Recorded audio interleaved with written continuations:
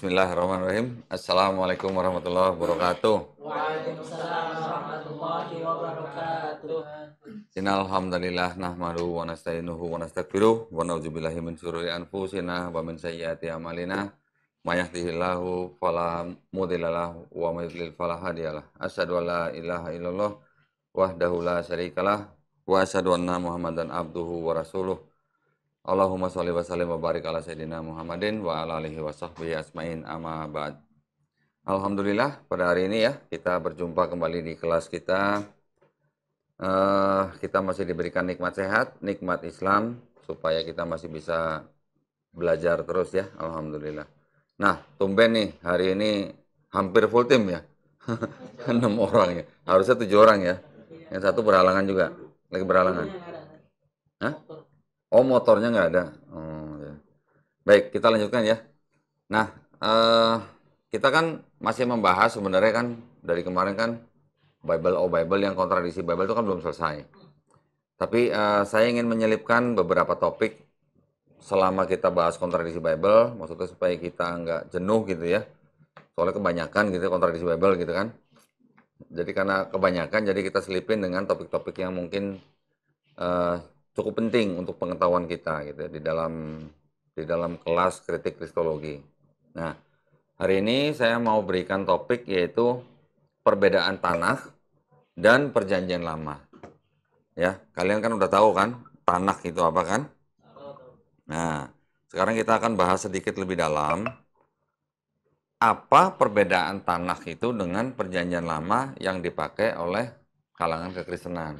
Ya, seperti kita ketahui bahwa di dalam Bible kan ada dua bagian utama, perjanjian lama dan perjanjian baru, ya kan? Nah, perjanjian lama kita sudah tahu nih asalnya dari kitab apa dan punya siapa. Nah, sekarang kita akan coba masuk lebih dalam perbedaannya apa nih antara tanah milik Yahudi dengan perjanjian lama yang dipakai oleh kekristenan. Oke. Ya, kita mulai ya di ini apa namanya? PowerPoint-nya supaya kita bisa melihat apa namanya? Perbedaan-perbedaannya. Oke, tolong ditampilin. Nah, ini ya. Oke, apa itu tanah? Kita udah tahu kan? Tanah itu adalah singkatan daripada apa? Torah. Nevi'im, Ketuvim. Torah itu adalah yang disebut dengan 5 kitab Mose atau Musa. Itu 5 buku ya. Kejadian, Keluaran, Imamat, Bilangan, Ulangan. Kemudian Nevi'im atau kitab nabi-nabi ada 19 buku. Di dalam 19 buku itu ada nabi-nabi yang dianggap sebagai nabi-nabi besar. Contohnya Yeremia, Yeskiel, Yesaya. Kemudian juga ada nabi-nabi kecil seperti Nabi Ayub, Nabi Hagai, Habakuk, Maliaki, dan sebagainya. Nah, kalau yang Ketuvim atau tulisan itu ada 11 buku kurang lebih. Di dalamnya ada kitab-kitab yang dianggap ditulis oleh Daud dan juga Salomo ya.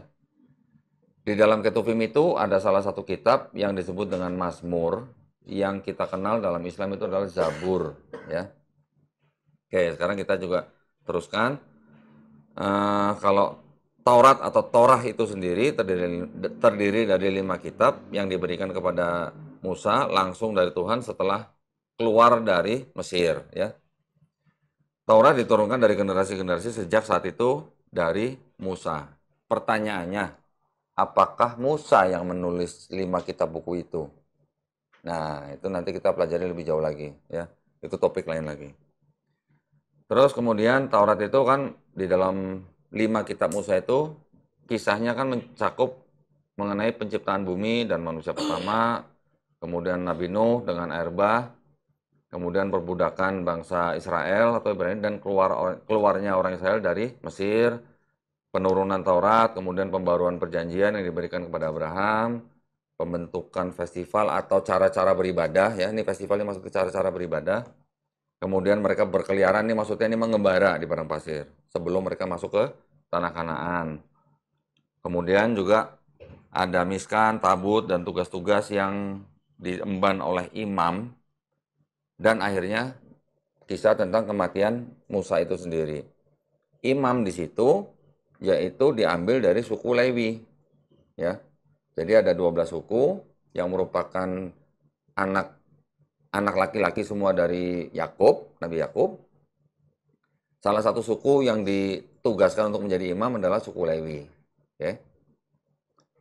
Kemudian, nah, kalau di dalam Nevi'im itu mencakup periode waktu dari kematian Nabi Musa hingga pengasingan atau pembuangan ke Babilonia.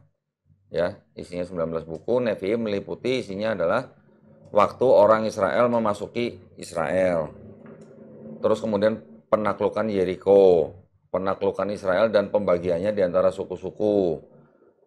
Nah, pembagian di antara suku-suku ini maksudnya tanah Israel atau tanah Kanaan itu dibagi menjadi 12 wilayah yang setiap wilayah dipimpin oleh hakim-hakim. Ya, hakim-hakim itu diambil dari masing-masing suku.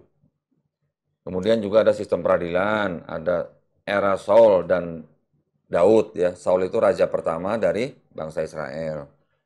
Jadi setelah bangsa Israel diperintah oleh hakim-hakim, akhirnya mereka minta kepada nabi mereka saat itu, yaitu Nabi Samuel, untuk diperintah oleh seorang raja gitu. Dari 12 suku itu, mereka minta supaya diperintah oleh seorang raja. Raja pertama yang diurapi itu adalah Raja Saul. Ya. Kemudian digantikan oleh Daud. Setelah Daud meninggal, digantikan oleh anaknya Daud, yaitu Salomo. Ya. Juga di dalam Nevi'im itu ada tulisan-tulisan yang dianggap sebagai tulisan Salomo atau disebut dengan kebijaksanaan. Dan juga mengenai pembangunan Bait Hamikdas. Bait Hamikdas itu adalah bait Allah kalau dibilang ya, dalam istilah dalam Bible. Yang pertama gitu ya. Dan juga mengenai raja-raja Israel, Yehuda, nubuatan mesianik, dan pengasingan di Babilonia. Berikutnya di Ketuvim. Ketuvim itu mencakup periode setelah kembali dari pengasingan Babilonia dan berisi 11 buku. Ketuvim terdiri dari beberapa tulisan yang tidak memiliki tema keseluruhan. Bagian tanah ini mencakup puisi dan lagu, cerita Iov, Rut, Esther, tulisan dan nubuatan Daniel, sejarah raja-raja Israel dan Yehuda. Nah, yang ada di situ tulisan puisi dan lagu itu ada yang dikenal kitab dengan di Bible itu namanya Mazmur. Mazmur itu kita kenal di dalam Islam Zabur, ya. Kalau di Quran kan disebutkan Taurat, Zabur, Injil. Zabur itu yang dimaksud adalah Mazmur yang isinya kira-kira berisi puisi dan lagu, gitu ya. Selain itu juga ada kitab-kitab yang Rut dan Esther dan juga Daniel, tetapi itu bisa dikatakan ini sebenarnya hanyalah cerita-cerita atau kisah-kisah sejarah. Dari Rut, Esther, dan Daniel, yang Esther itu oleh kalangan Yahudi sendiri sebenarnya tidak diakui sebagai kitab yang historis gitu. Ya, artinya bisa dibuktikan dengan secara historis gitu. Ya. Nah, tanah itu sendiri juga disebut sebagai mikro, artinya membaca atau apa yang dibaca. Mikro. Mirip ya dengan ikro. Ya, mirip ya. Jadi memang ada kesamaan sebenarnya antara tradisi bangsa Yahudi dalam bahasanya juga dengan tradisinya gitu. Jadi sebenarnya kalau kita bisa melihat dengan open mind, sebenarnya apa yang dilakukan oleh bangsa Israel dengan segala kitab yang mereka buat, dengan tradisi yang mereka lakukan, dengan ibadah-ibadah yang mereka lakukan, itu sebenarnya bisa dikatakan sebagai apa ya? Artinya Islam itu hanya meneruskan sebenarnya. Ya, ibadah-ibadah mereka itu kurang lebih yang bersama dengan Islam. Ada wudhu, ya, mereka membasuh, ada sujud pada waktu sholat, juga ada larangan-larangan misalnya dalam kehidupan, misalnya riba, itu juga ada. Kemudian juga ada perintah sunat, itu wajib kalau disunat dibuat bangsa Israel. Karena mereka mengikuti, kalau dalam istilah kita tuh mengikuti milah Ibrahim gitu. Ya, mereka juga mengikuti perintah atau ibadahnya Nabi Abraham. Mereka menyebutnya Avram gitu. Ya, kemudian setelah itu berganti menjadi Abraham. Oke. 3 bagian pembagian yang tercermin dalam akronim tanah dibuktikan dengan baik dalam dokumen dari Second Bait periode Hamikdash. Nah, jadi pada waktu mereka kembali dari Babilonia itu, bait suci yang sudah dihancurkan itu boleh dibangun kembali, gitu ya. Itu yang disebut dengan bait Hamikdash. Sebaliknya, judul yang tepat adalah mikro karena teks-teks Alkitabiah dibaca secara terbuka. Mikro terus digunakan dalam bahasa Ibrani hingga hari ini dan di samping tanah untuk merujuk pada kitab suci Ibrani. Di Ibrani, lisan modern keduanya digunakan secara bergantian. Oke, nah menurut Rabbinik Yudaisme, setelah kehancuran Yerusalem, Yerusalem itu artinya Yerusalem ya, Rabi Zakai meminta izin dari Roma untuk mendirikan sekolah di Yavne. Ya, itu ada di kitab Gitin 56b. Di tempat inilah sekolah di Yavne mengkanonisasi tanah. Ajaran ini ditolak oleh Yudaisme Karaid karena tanah sudah dikodifikasi pada saat Bait Hamikdas kedua dihancurkan. Semua buku-buku yang tergandung di tanah sudah terkenal di kalangan orang Israel dan sudah ditetapkan sebagai teks otoritatif dan ilahi untuk Israel. Tanah awalnya tidak dipecah menjadi pasal dan ayat. Nah, berarti kan mirip kan dengan Quran kan pada waktu awal terkodifikasi kan. Ide pasal dan ayat serta pecahnya Samuel, Melakim, dan Difrei Hayamim adalah sisa dari umat Kristen di abad ke-13. Pembagian pasal dan nomor ayat tidak memiliki arti penting tradisi Yahudi. Namun demikian mereka dicatat di semua edisi modern tanah sehingga ayat-ayat dapat ditemukan dan dikutip. Ada banyak sekali manuskrip dari tanah Ibrani asli di dunia saat ini. Gulungan laut mati, nah kita harus belajar juga nanti ya secara detail. Yang disebut gulungan laut mati atau Dead Sea Scroll, ya, atau gulungan-gulungan yang ditemukan di laut mati. Ditemukan di laut mati itu maksudnya bukan di dalam laut, bukan. Tetapi di gua-gua di pinggir laut mati. Ya. Itu terdiri dari 900 dokumen, termasuk teks dari tanah, ditemukan antara 1947 dan 1956 di 11 gua di dalam dan sekitar Wadi Qumron, dekat reruntuhan pemukiman kuno Kirbet Qumron di pantai barat Laut Mati. Oke. Nanti kita bisa pelajarin di dalam Dead Sea Scroll itu lebih cocok kemana? Ke tanah atau ke Septuaginta gitu. Ya.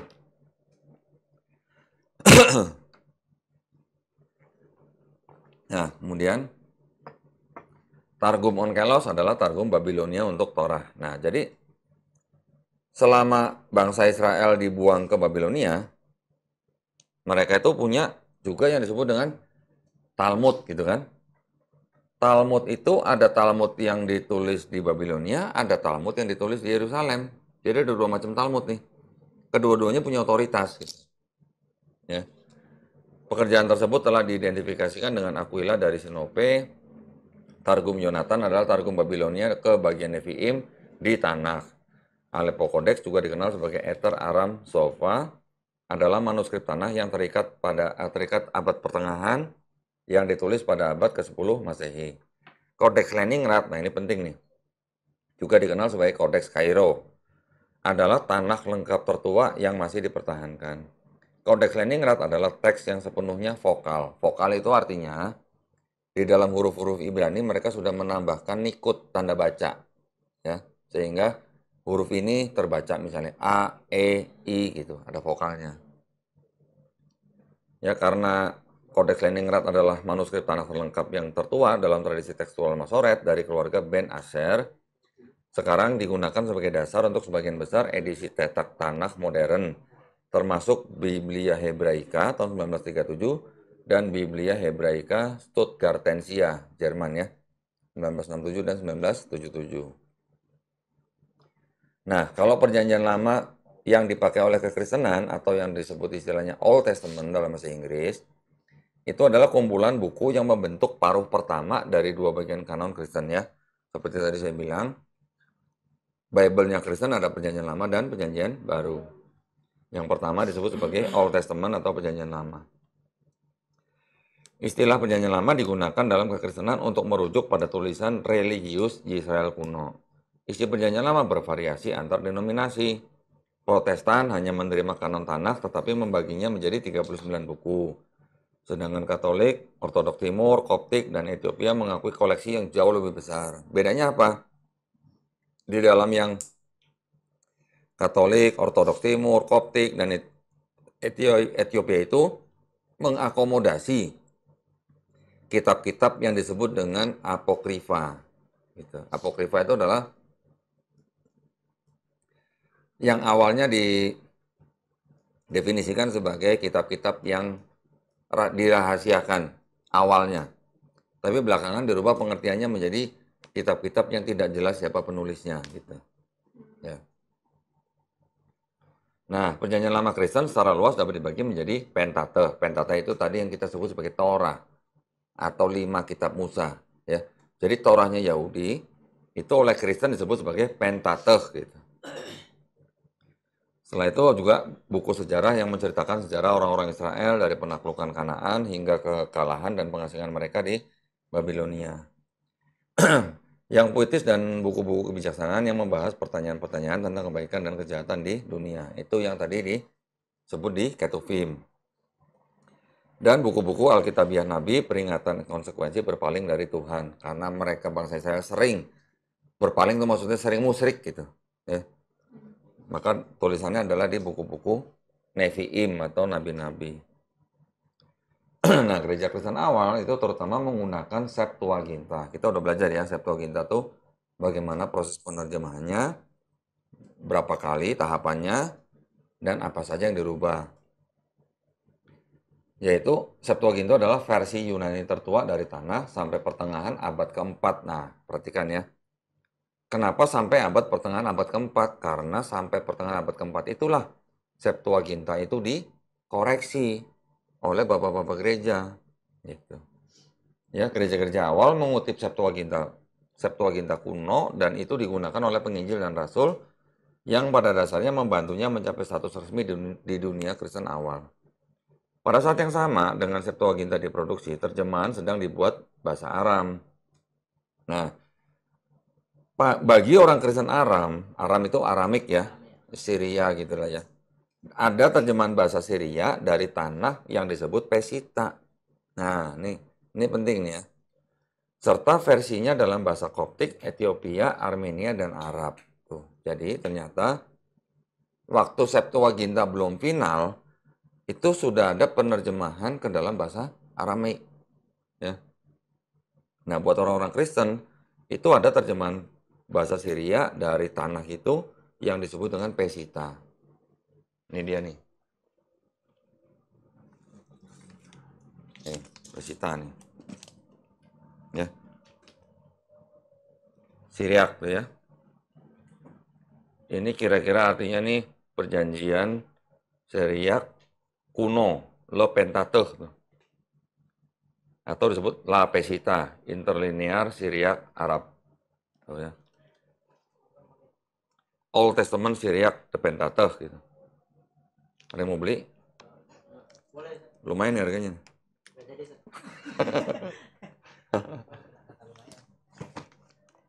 Oke, terus sampai sini jelas ya? Jelas ya Allah, Ustaz. Oke, terus lanjut. Sekitar tahun 400 Masehi, Jerome itu salah satu bapak gereja ya, menerjemahkan perjanjian lama Kristen dari tanah Ibrani asli ke dalam bahasa Latin dan terjemahan ini dikenal yang sebagai Vulgata. Ingat nggak Vulgata itu? Ya, yang apa namanya tidak ada ayat karena ada 3 saksi di surga, Bapa, Firman, dan Roh Kudus dan ketiganya satu tuh di Vulgata nggak ada gitu. Nah, Vulgata itu adalah azan ya. Ya, kita break sebentar. Baik, nah kita lanjutkan ya. Kita sudah sholat asar. Jadi tadi kita sudah masuk ke dalam perjanjian lama. Coba tolong ditampilkan dulu. Nah, tadi kita sudah baca bahwa di sekitar tahun 400 Masehi, Jerome menerjemahkan perjanjian lama Kristen itu dari tanah Ibrani asli ke dalam bahasa Latin. Dan terjemahan ini dikenal sebagai Vulgata. Ya, Vulgata ini berarti adalah Bible dalam bahasa Latin yang diterjemahkan dari Septuaginta. Oke. Awalnya penolakannya untuk menerjemahkan langsung dari Septuaginta Yunani ditolak. Tetapi seiring waktu versinya diterima dan menggantikan terjemahan Latin kuno dari Septuaginta. Sebagian besar terjemahan modern perjanjian lama Kristen berasal dari Vulgata, Septuaginta, dan teks Masoret. Nah, kalau teks Masoret itu yang disusun kira-kira abad ke-7 sampai ke-10 ya. Udah berapa ratus tahun dari zaman Yesus gitu. Nah, teks Masoret itu cirinya adalah dia sudah menggunakan nikut atau tanda baca. Ya. Harokat ya. Oke, kita lanjut ya. Nah, ada banyak perbedaan dalam terjemahan antara perjanjian lama Kristen dan Yahudi Tanakh.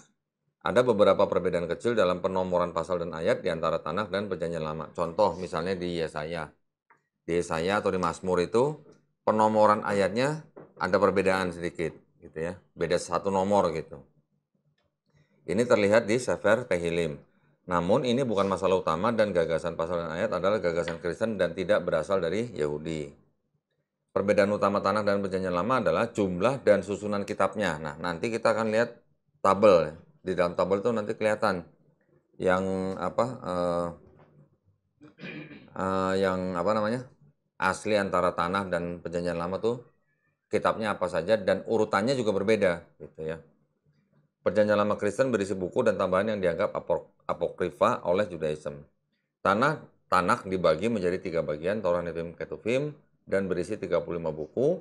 Torah 5 buku, Nevi'im menjadi 3 bagian, ada Nevi'im Rishonim atau mantan nabi, berisi 4 kitab, Nevi'im Aharonim atau nabi-nabi akhir, berisi 3 buku, dan Tre Ashar 12 nabi, berisi 12 kitab. Ketuvim berisi 12 buku. Ya. Nah, Perjanjian Lama Ortodoks itu berisi 51 kitab dan dibagi menjadi 4 bagian secara tradisional. Perjanjian Lama Ortodoks dibagi menjadi kitab-kitab hukum, Pentateuch dan kitab sejarah, Mazmur dan kitab-kitab hikmat lainnya dan para nabi berdasarkan Lukas 24 ayat 44. Di Lukas 24 ayat 44 itu dikatakan, ia berkata kepada mereka, inilah perkataanku yang telah kukatakan kepadamu ketika aku masih bersama-sama dengan kamu, yakni bahwa harus digenapi semua yang ada tertulis tentang aku dalam kitab Taurat Musa dan kitab nabi-nabi dan kitab Mazmur.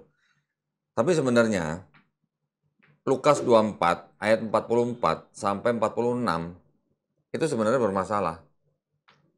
Bermasalahnya apa?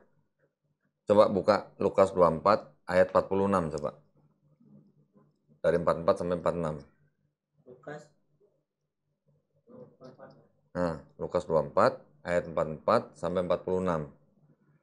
Masalahnya nanti kita akan lihat nih.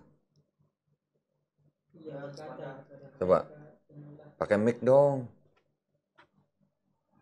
Coba. Dari 44 sampai 46. Lukas 24, 44, 46. Ia berkata kepada mereka, inilah perkataanku yang telah kukatakan kepadamu ketika aku masih bersama-sama dengan kamu, yakni bahwa harus digenapi semua yang ada tertulis tentang aku dalam kitab Taurat Musa dan kitab nabi-nabi dan kitab Mazmur. Lalu ia membuka pikiran mereka sehingga mereka mengerti kitab suci. Katanya kepada mereka, ada tertulis demikian, Mesias harus menderita dan bangkit dari antara orang mati pada hari yang ketiga. Nah, perhatikan di ayat 46. Coba kita sama-sama lihat di monitor ya. Ri, tolong ditampilin, Ri. Nah, ini ya, 44 sampai 46. Di sini dikatakan kan, 46 nih, katanya kepada mereka, ada tertulis, ya. Tertulis itu artinya apa? Tersurat atau tersirat? Tersurat ya, berarti harus ada tulisannya kan? Apa yang harus tertulis itu apa? Mesias harus menderita dan bangkit dari antara orang mati pada hari yang ketiga. Ternyata kalau kita lihat di semua kitab di Perjanjian Lama, itu tidak ada kata-kata yang tertulis Mesias harus menderita dan bangkit dari antara orang mati pada hari ketiga. Itu tidak ada. Ada kira-kira 6 ayat di dalam semua 4 gospel yang kata-katanya seperti ini. Ada tertulis begini, ada tertulis begini, ada tertulis begini. Tetapi di Perjanjian Lama itu nggak ada.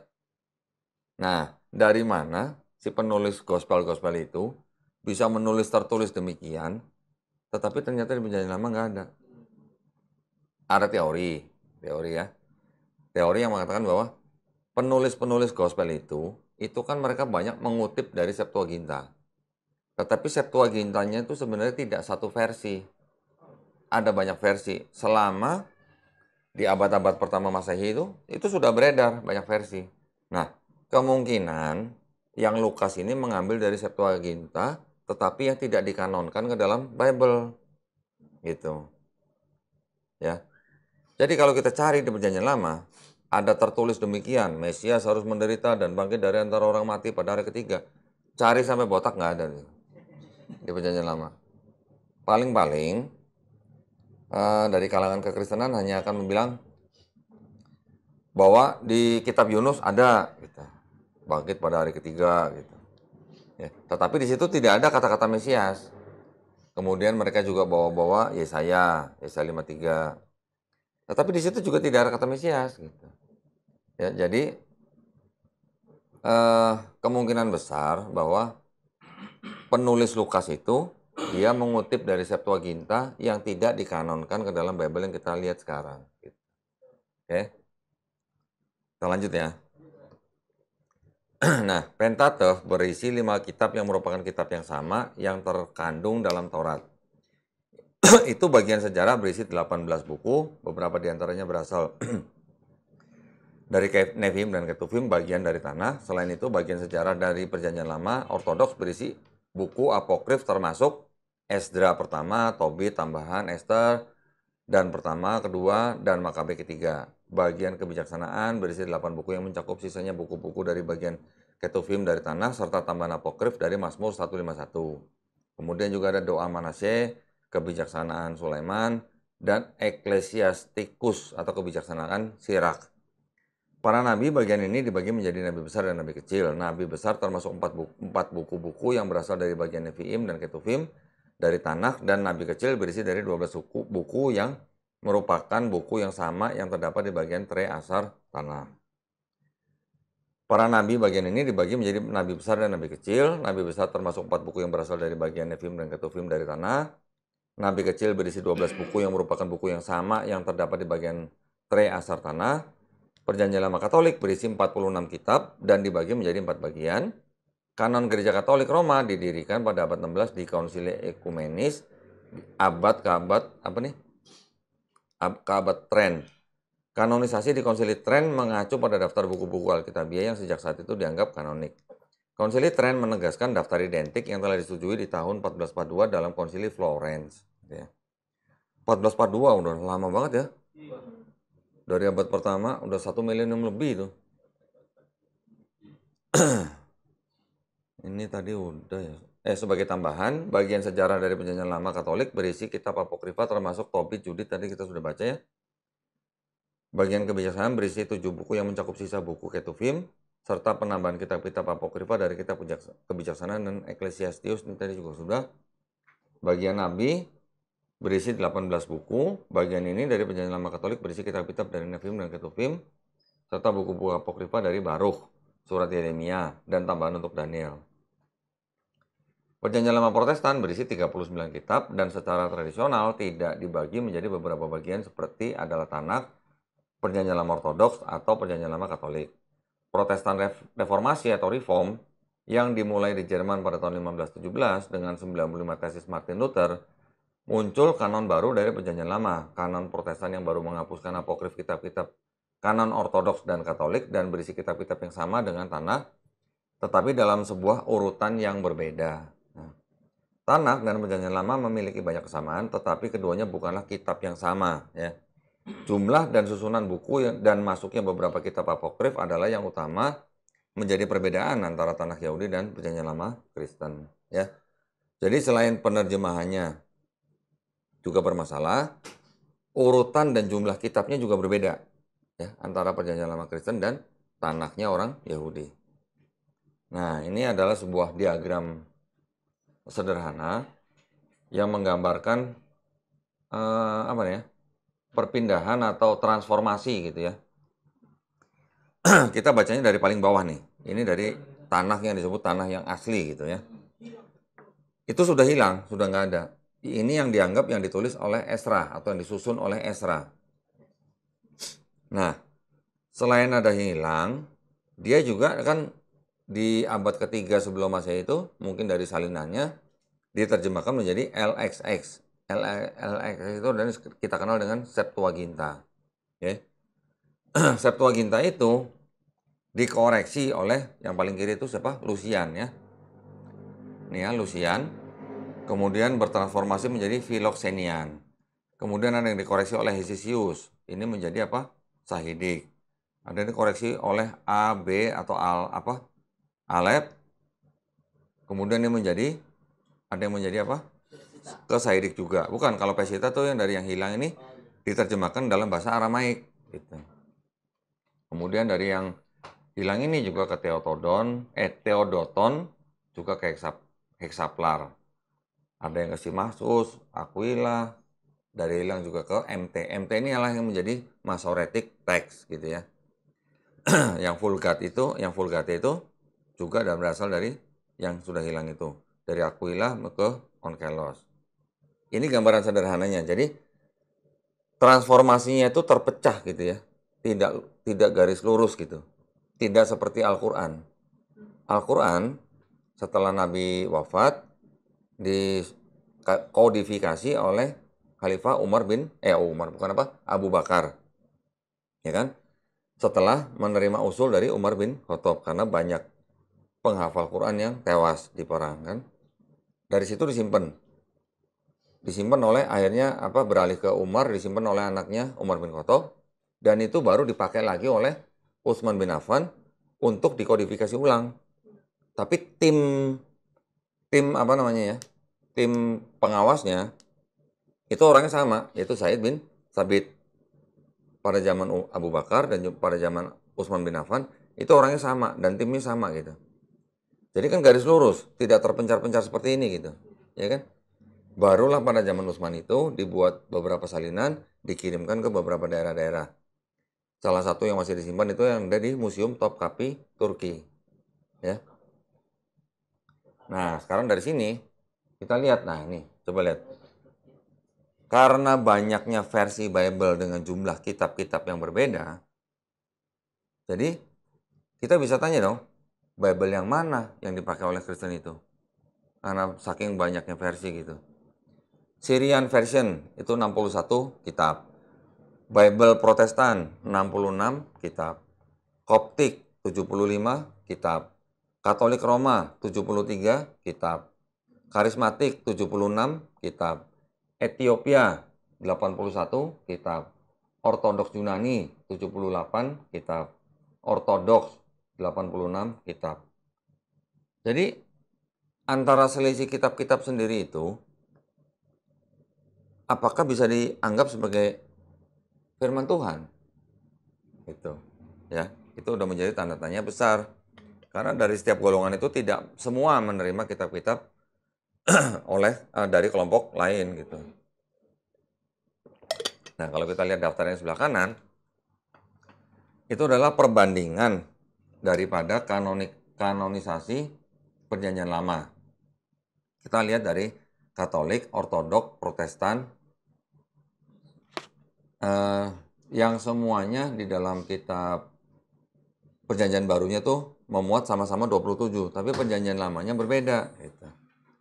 Nah, kalau yang disebut dengan Hebrew Bible itu yang kita kenal tadi dengan Tanakh, ya. Tanakh itu kita lihat urutannya dari Genesis, Exodus, Leviticus dan seterusnya. Dia diakhiri oleh Nehemia, First Chronicles dan Second Chronicles tuh ya. Saya perbesar nih. Ini lihat belakang ini urutannya nih. Ya. Diakhiri dengan 1 Chronicle dan 2 Chronicle. Ini Chronicle itu artinya tawarikh. Ya, 1 tawarikh dan 2 tawarikh. Kita perhatikan dari yang dipakai oleh siapa nih? Protestan nih, lihat nih. Urutan dari Genesisnya sama, tetapi sampai di pertengahan tuh sudah berubah. Dari Yesaya, dari 1 dan 2 raja-raja, di Protestan langsung 1 dan 2 tawarikh. Tapi kalau yang punya Yahudi, dari 2 raja-raja langsung ke kitab Yesaya. Gitu ya. Ya, sebentar. Bentar. Bentar ya.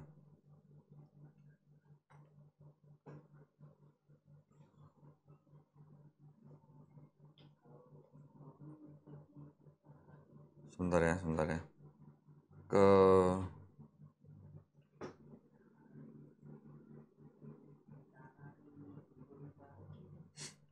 Ada tamu ini soalnya.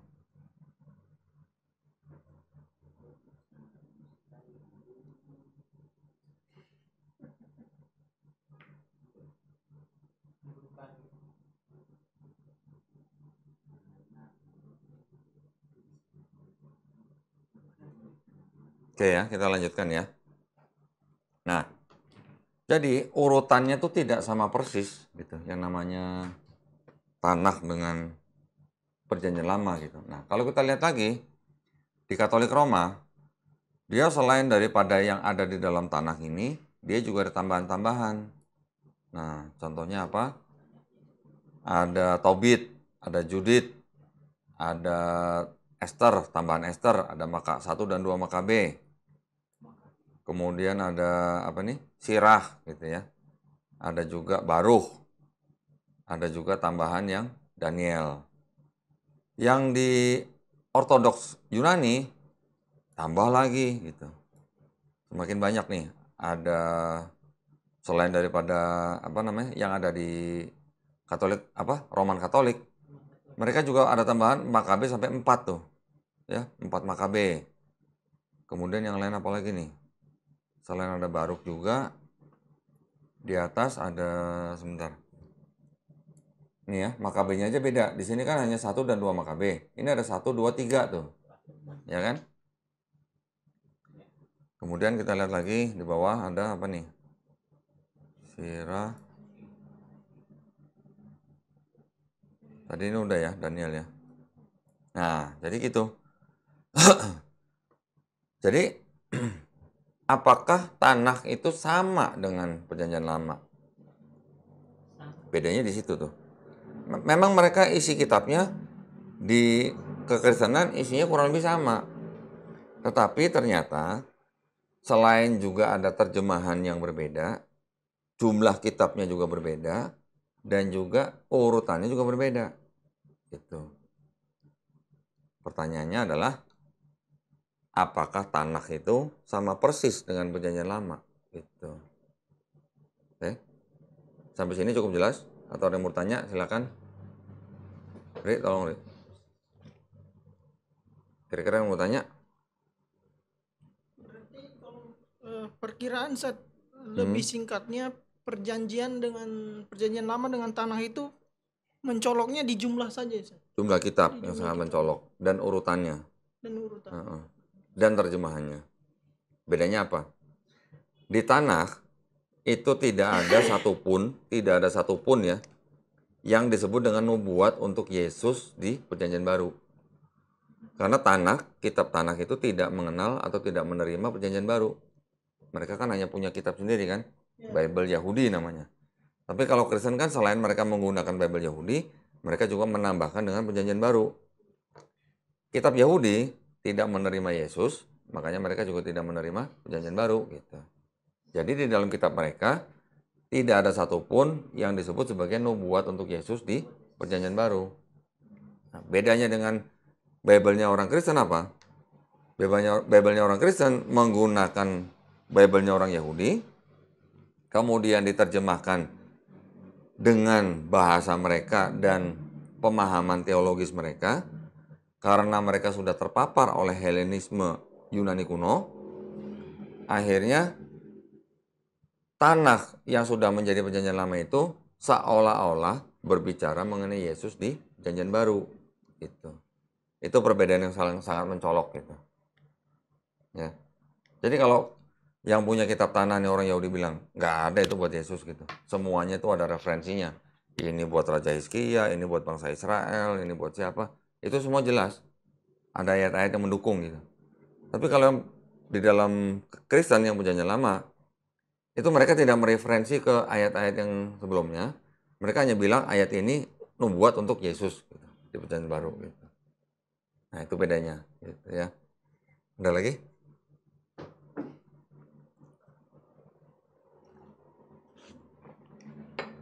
Di luar topik ini juga nggak apa-apa.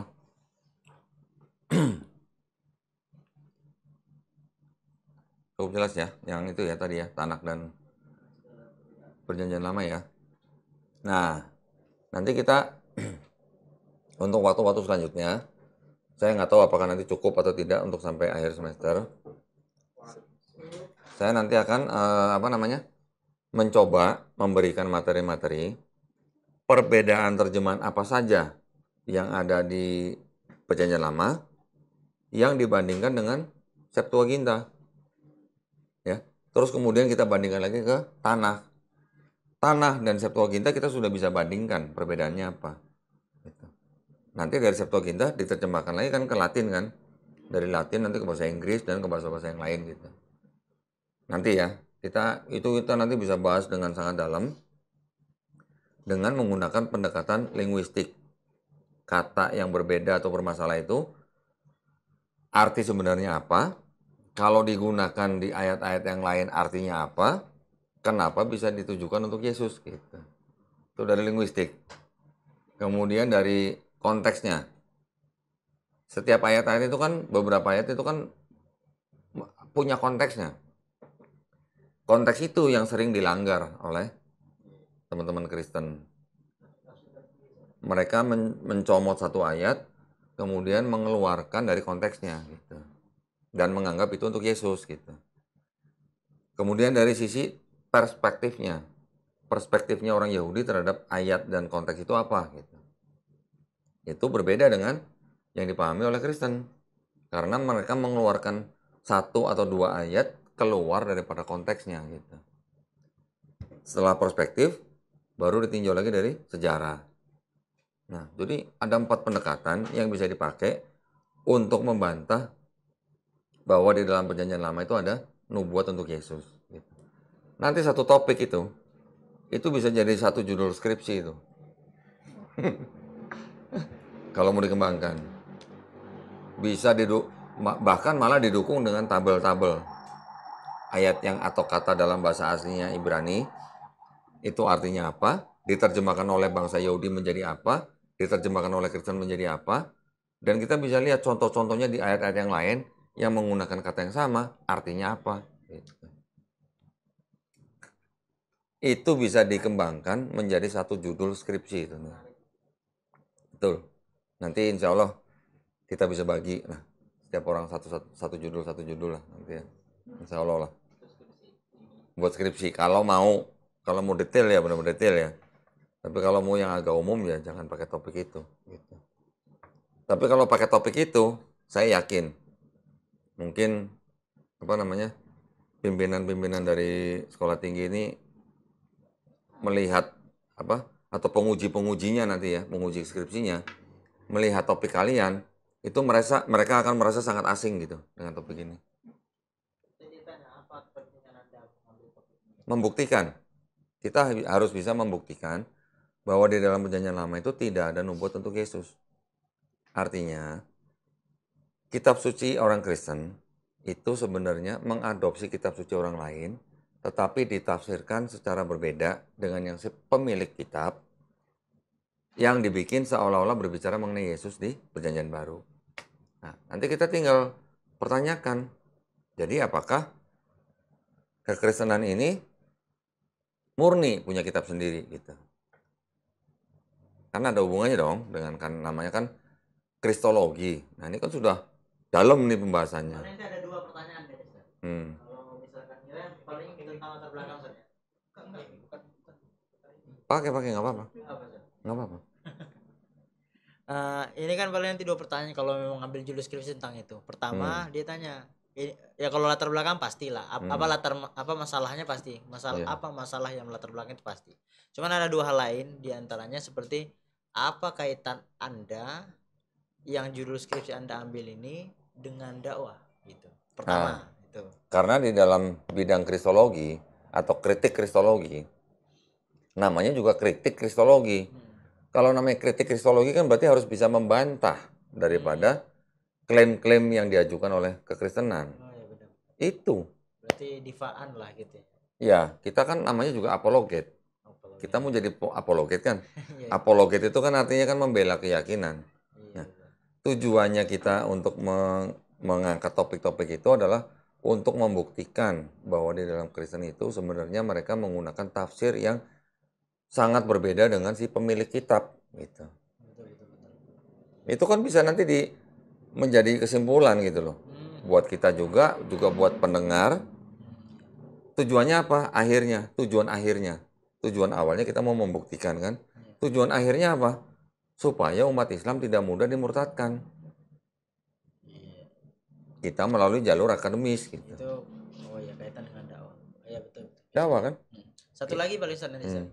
Kaitannya dengan program studi yang Anda ambil. Gitu. Kalau misalkan ini ada dua ya Sar, KPI sama PMI. Kalau KPI berarti apa kaitan judul yang Anda ambil dengan komunikasi penyiaran Islam. Kalau PMI dengan pengembangan masyarakat itu apa? Oh, ya kalau pengembangan ya tentunya tadi hubungannya tetap dengan umat. Iya. Umat ini kalau kita bendengi dengan ilmu kritik kristologi, mereka menjadi umat yang akidahnya kuat, umat yang tidak mudah dimurtadkan, kemudian ditunjang dengan apa namanya perekonomian umat, tentu kan lebih apa namanya lebih secure gitu buat umat Islam. Keren, menarik sih sebenarnya. Cuman kalau PMI, kalau kami KPI biasanya masuk judul itu masuk. Kalau KPI, kalau PMI biasanya setahu saya itu pertanyaan paling dasar tuh apa bentuk pemberdayaannya katanya. Atau Nah, pembinaan. kalau itu untuk pemberdayaannya kan itu kan artinya kan itu kan di kelas lain. Iya. Saya kurang memahami kalau untuk yang Ya, kalau perekonomian. PMI gitu biasa lebih Sar. Ya.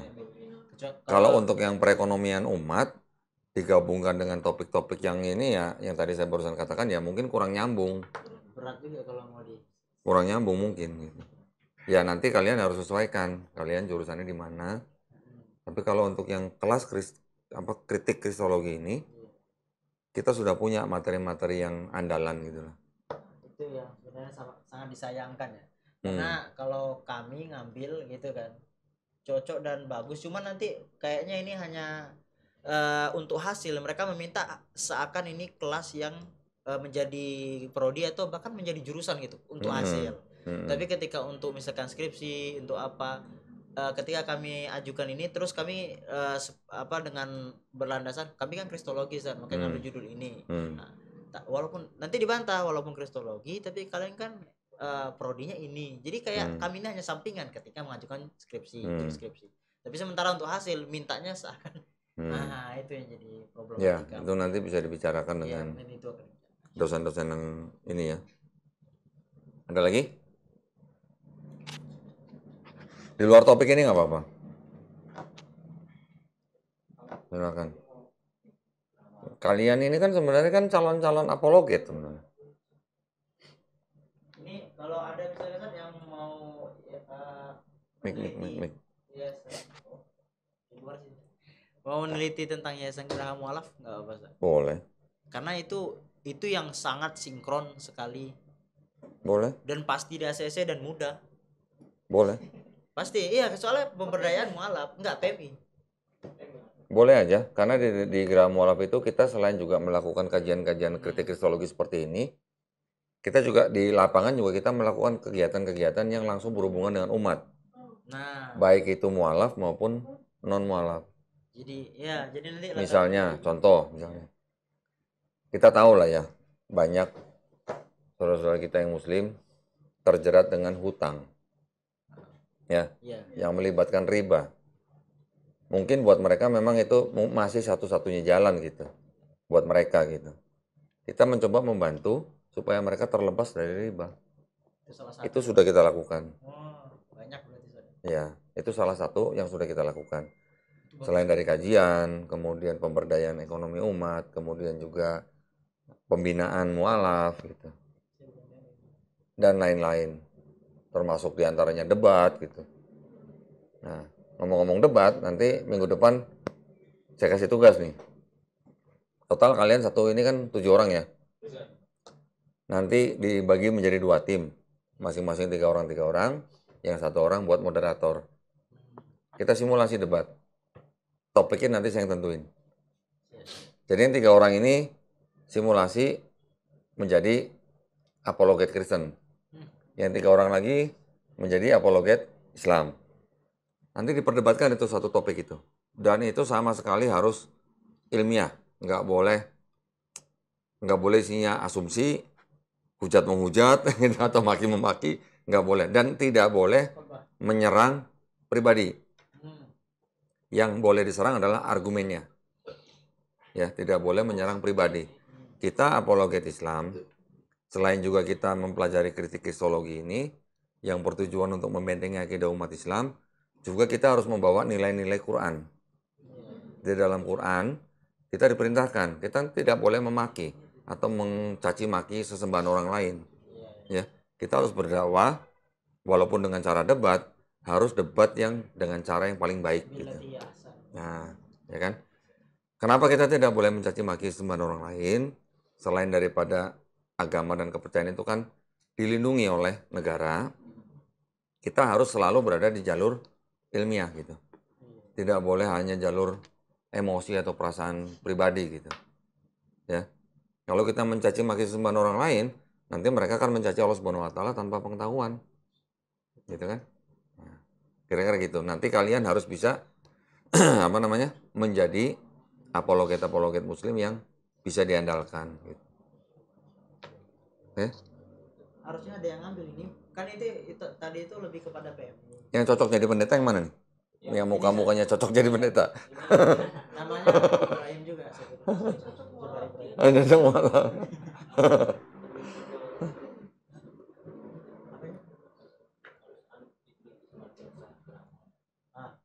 Teliti di sini aja. Iya. Apa? Bisa. Kalau misalkan mau teliti Gram Mualaf, perbanyak dekat dengan Ustaz aja. Iya. Bisa. Saya karena bukan Bawa apa? Bawa diri lah.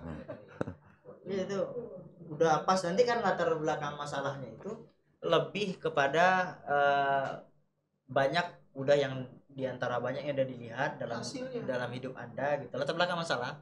Nah banyak juga kayak apa, termasuk yang riba orang terjerat riba itu latar belakang masalah juga. Dan saya baru yang saya lihat yang paling baik dalam segi dakwahnya, pengembangannya itu ya Yayasan Gram Mualaf ini dalam membinanya gitu. Itu latar belakang masalahnya, harus fokus ke situ maksud saya gitu.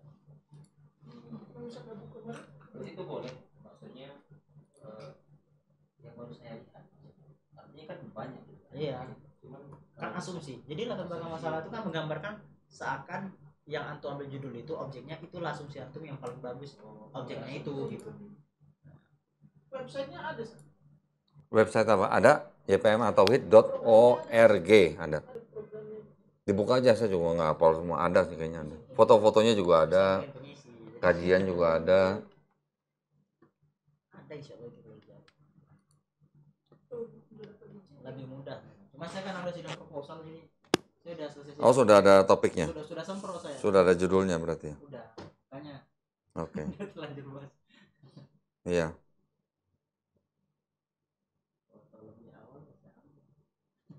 Wow, itu mah luar biasa itu. Bagus banget itu sebenarnya. Iya, Itu telak gitu udah. Nggak bisa itu dibantah sama orang Kristen. Kalaupun bisa dibantah itu seolah-olah mereka memelas gitu.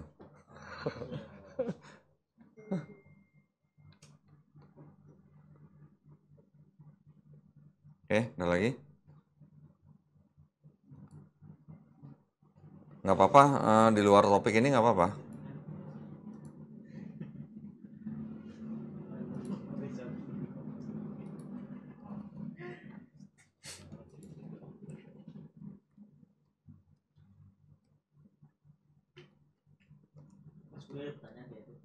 Nah, ada pertanyaan? Oh Ustaz, yang kemarin yang saya minta ke Ustaz itu apa, saya lupa ya pendapat. Apa? Yang tentang judul skripsi itu. Itu nanti makanya. Kapan mau mulai susun? Itu yang saya mau masukin ke KPI-nya itu yang masih bingung, Ustaz. Iya, kapan mau masukin?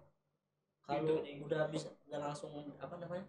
Kalau udah dapat untuk kayak KPI-nya gimana? Udah sebenarnya kalau saya bisa bantu gimana ya? Judul kalau untuk program dia ini saat prodinya, itu asal ada yang hubungan dengan komunikasi. Itu aja. Komunikasi. Pokoknya ada hubungan komunikasi. Kalau mereka ini yang ini asal ada bentuk keberanian untuk pembinaannya. Itu aja intinya. Kemarin itu apa ya? Kalau yang komunikasi nanti nggak nyambung dong topiknya. Makanya itu Ustaz. Tapi bukan komunikasi umum, Ustaz. Komunikasi dakwah. Kayak saya misalnya strategi. Asli kan saya awalnya strategi dakwah. Saya tambahin aja komunikasi, strategi komunikasi dakwah. Kemarin Ustaz itu mah. Kalau komunikasi kan berarti membicarakan tentang strategi untuk menyampaikan dakwah tepat sasaran, ya kan? Tepat materinya, gitu-gitu ya. Tapi kalau tadi itu masih masuk ke KPI, terkait dulu tadi itu. Masih masuk. Masuk kalau saya pertimbangkan masuk. Kalau itu Ya karena saya Ya, coba nanti gini aja, sediain waktu buat kita untuk milih topik itu. iya Ustaz. Nah, kemarin saya pengen yang udah ini Ustaz Fadlan. Tapi pas saya bilang apa lebih ke psikolog, malah dosennya malah ya kan antum ke psikolog, Hmm. coba nyari yang lebih ke ini, katanya lebih ke Bible yang mungkin ke itu, tapi yang harus benar dengan komunikasinya. Oh, saya dapat itu.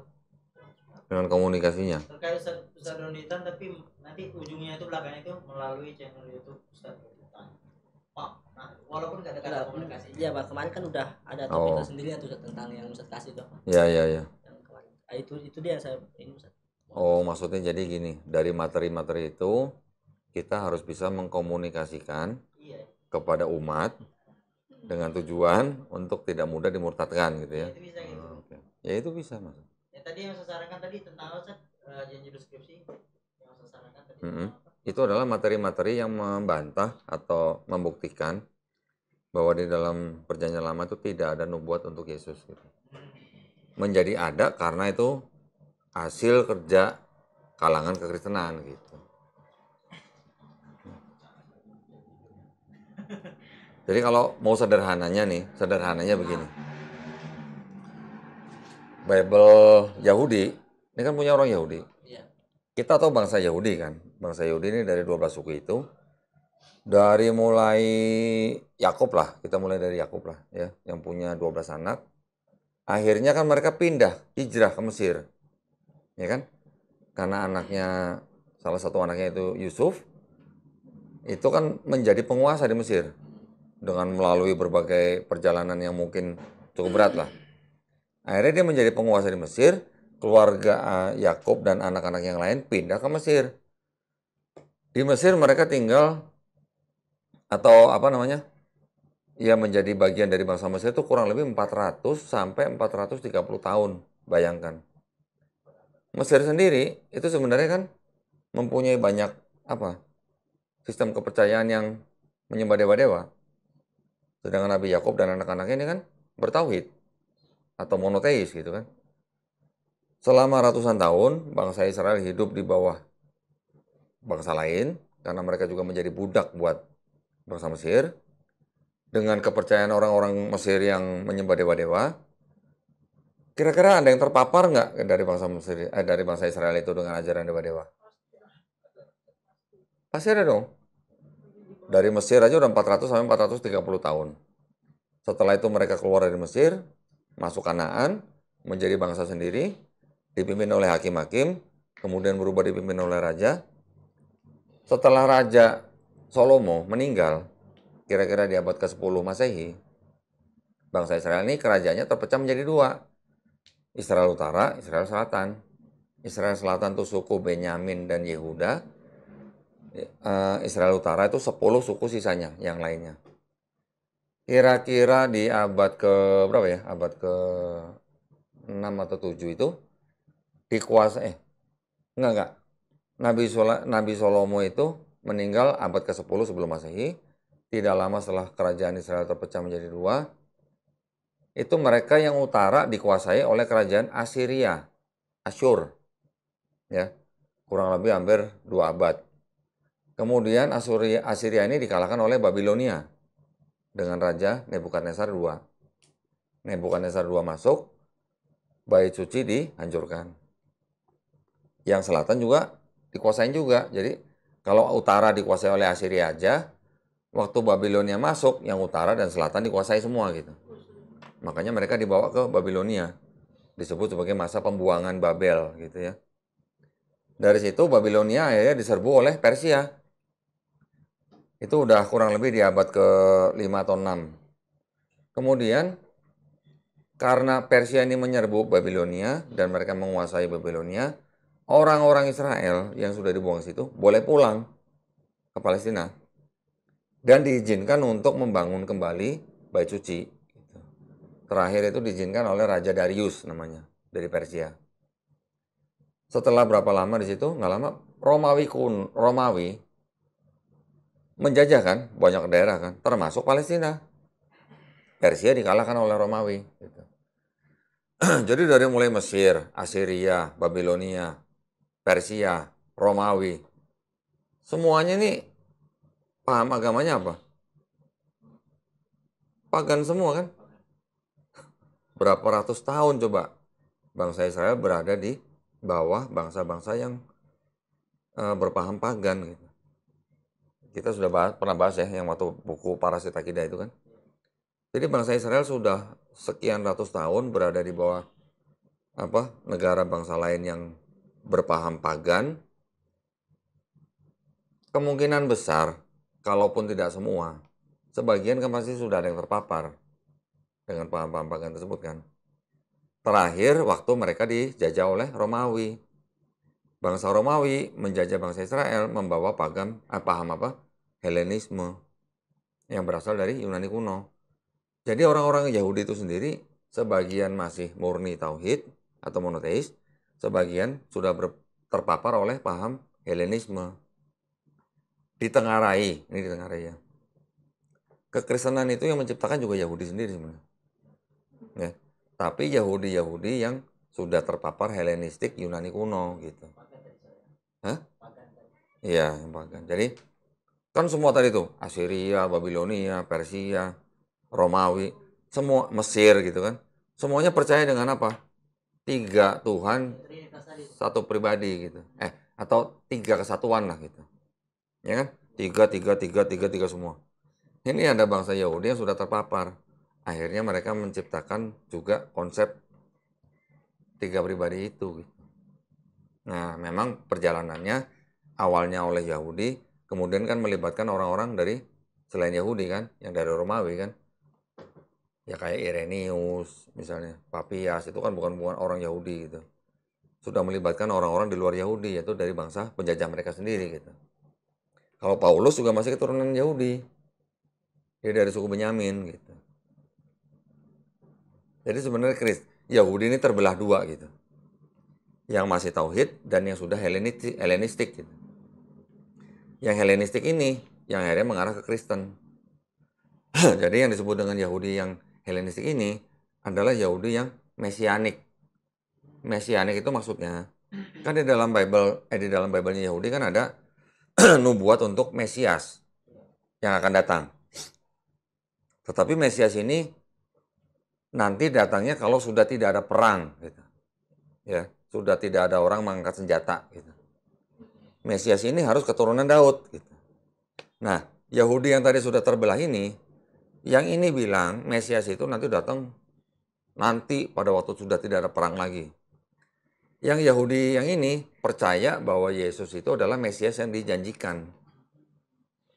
Jadi mereka menganggap Yesus itu adalah Mesias yang dijanjikan di Perjanjian Lama gitu. Makanya mereka disebut Yahudi Mesianik gitu. Akhirnya lari menjadi Kristen. Masuk nggak? Saya ada satu judul ini, bagi yang mau ngambil kayaknya keren judulnya. Judulnya gini, analisis kritik kristologi dalam membuktikan tidak adanya penubuatan Yesus di Perjanjian Lama. Nubuatan. Penubuatan Yesus di Perjanjian Lama melalui channel YouTube Donditan. Keren itu. Kok pakai nama channel? Untuk ininya, objek yang untuk komunikasi maksudnya? Iya, untuk komunikasi. Jadi lebih kepada analisis kritik kristolog yang tadi itu. Nah itu jadi dibeberkan tebal-tebal. Ah itu masuk gitu. Boleh tadi. Silakan. Cuman yang ambil siapa? Yang komunikasi lah. Yang komunikasi berapa orang? Itu udah jadi judul tuh. 4 ya? 4 orang? Udah saya bantu jadi judul. Skripsinya tuh perorangan atau kelompok? Perorangan. Nah itu kalau orang seperti ini yang audionya santai ya gini. Kalau yang ini 2 ini ekonomi, perekonomian umat. Pengembangan umat. Okay. Itu perlu dosen pembimbing kan nanti kan maksudnya. Dosen pembimbingnya harus dari ini dong, dosen-dosen yang berhubungan dengan perekonomian umat itu ya, pengembangan umat ya. Yang komunikasi juga ada dosen-dosennya ya. Cuman enggak dosen dalam kampus ya, dosen luar. Ada yang dosen dalam dan kadang ada yang satu dosen dalam, satu dosen. Nanti kan udah sempro itu kan nanti dilihat dari judul juga kan. Kalau judulnya lebih kepada ini mungkin baru dicari ustaznya. Oh gitu. Iya. Gitu. Siap. Itu udah dapat tuh 1 judul KPI, 1 judul PMI itu kan siapa yang mengambil. Judul PMI tadi. PMI lebih kepada kapan harus bikin skripsinya? dari sana udah dari awal semester kemarin dan disuruh Ustaz. Oh, dari awal semester. Soal Oh, iya. Nanti atur waktu aja kita khusus bicarain mengenai topik-topik itu. Karena udah masalahnya. Oke, Ustaz, tapi yang belum kita. Tapi udah sidang belum? Udah sidang. Oh, udah sidang. Tinggal 2. Satu nunggu 3 lah. Satu perbaiki latar belakang yang kemarin itu. Pas presentasi nanti keluar SK pembimbing baru skripsi. Selesai sih. intinya pembuatan skripsi kalau udah sempro pembimbing udah ada baru kerjaan skripsi. Saya ada sempro Ustaz. Oh. Masih bisa disalib di tikungan dong? Apa sih? Oh, masih. Itu beda. Iya keren. Analis kritik. Tadi kan saya bilang juga terkait kritik kristolognya. Kemarin yang model sisa satu yang belum Satu kira analisis kritik itu. Kalau ada masalah terkait yang Ustaz pernah temui, masuk analisis framing. Bisa aja. Oke, ada lagi yang mau dibahas? Jangan lupa.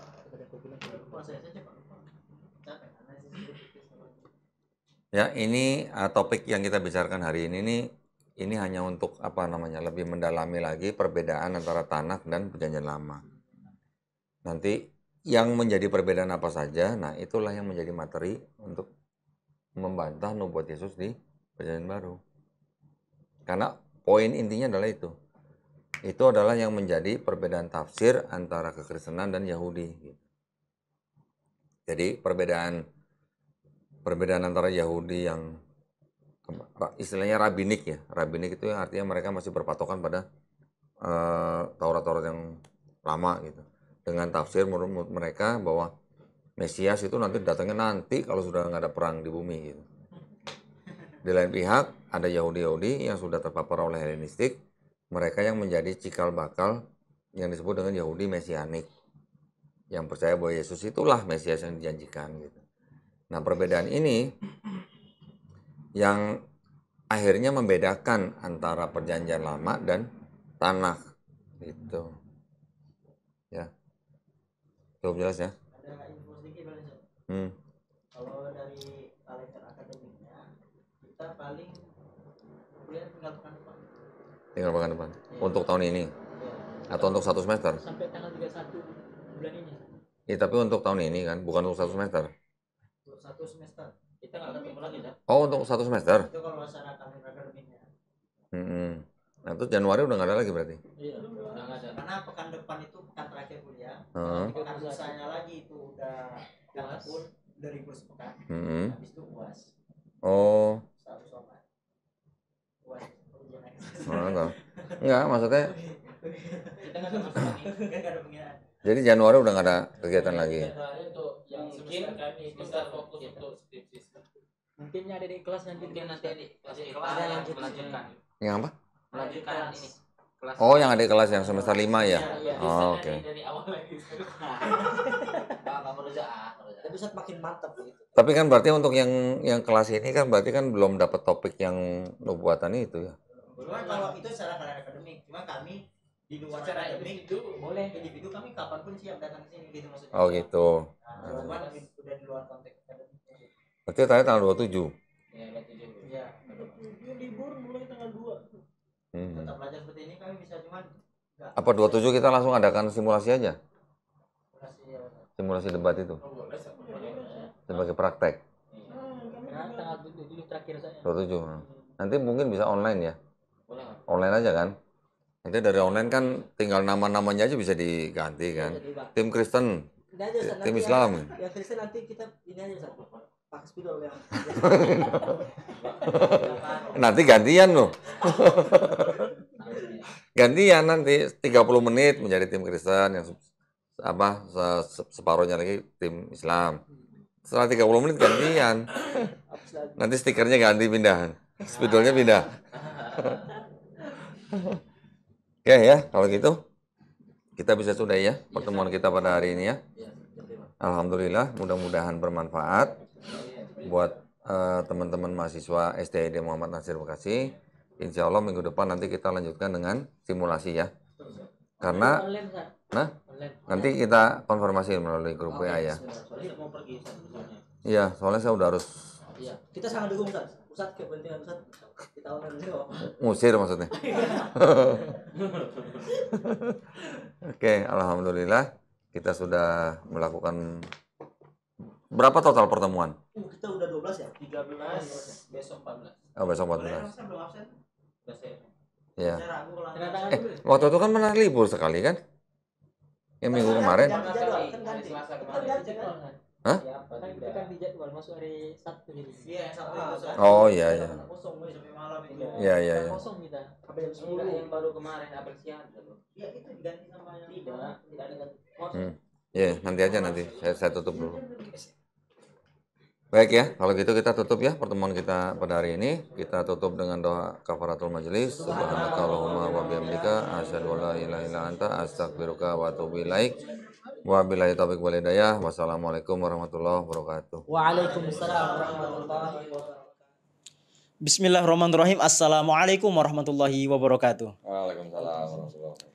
Kami dari tim kelas kepakaran Kristologi Sekolah Tinggi Ilmu Dakwah Muhammad Natsir mengucapkan jazakumullahu khairon katsiron kepada Kodonditan dan keluarga beserta tim yang mana telah membersamai kami semua dalam pembelajaran Kristologi kami dalam jangka waktu kurang lebih 1 semester.